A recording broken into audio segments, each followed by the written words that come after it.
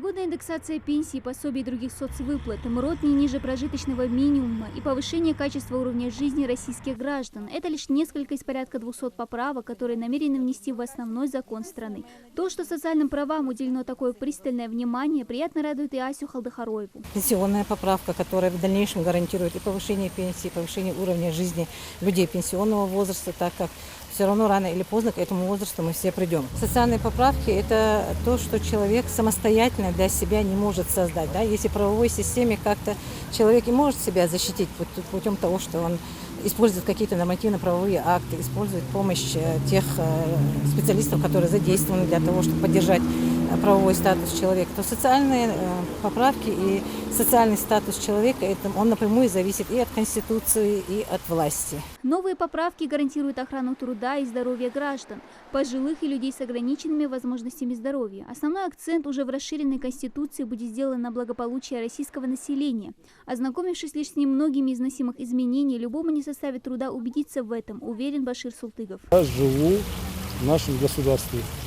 И моя обязанность пойти проголосовать. Я сам лично пойду и проголосую. В рамках общероссийского голосования в регионе будут открыты 137 избирательных участков. 4 из них распахнут свои двери в Магасе, 1 на базе школы, гимназии Маре. Из-за коронавирусной инфекции примут и дополнительные меры защиты для избирателей на местах. На входе будет осуществляться температурный контроль бесконтактным способом. Будут дезинфицирующие коврики на входе.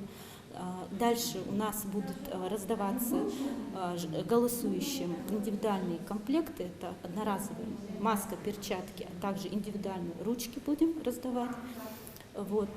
Потоки голосующих будут разделены, то есть голосующие и те, кто уже проголосовал, не будут встречаться, у нас будет организован выход для голосующих. Сам педсостав учреждения тоже планирует проголосовать за поправки. К примеру, Радимхан Талдиева готова отдать свой голос за такие пункты, как получение бесплатного среднего образования и медобслуживания, а также поддержку российских граждан, проживающих за рубежом. Но не менее значим пункт о гарантии сохранения народами, проживающими на территории страны, своего родного языка. Мы имеем право представлять свой язык, изучать свой язык, развивать свой язык. И также язык имеет право быть на государственном уровне. То есть государственные организации могут как на русском языке, государственном языке, так и на своем родном языке издавать указы, распоряжения, приказы. Еще один немаловажный пункт, волнующий молодежь региона, это волонтерская деятельность. Поправки позволят утвердить ее на законодательном уровне.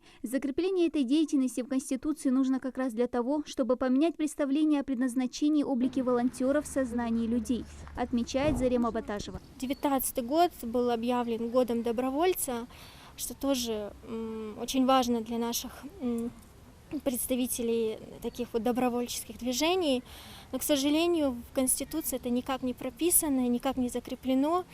И если вот в этом году, 1 июля, данная поправка будет внесена, это обяжет государство оказывать всяческую помощь нашим волонтерам, нашим добровольцам. И их статус уже будет официально подтвержден. Поправки вступят в силу лишь с одобрения граждан страны. Сделать свой выбор избиратели смогут совсем скоро. Голосование начнется 25 июня и продлится 7 дней. Дана Плиева, Магомед Дидигов, Новости 24.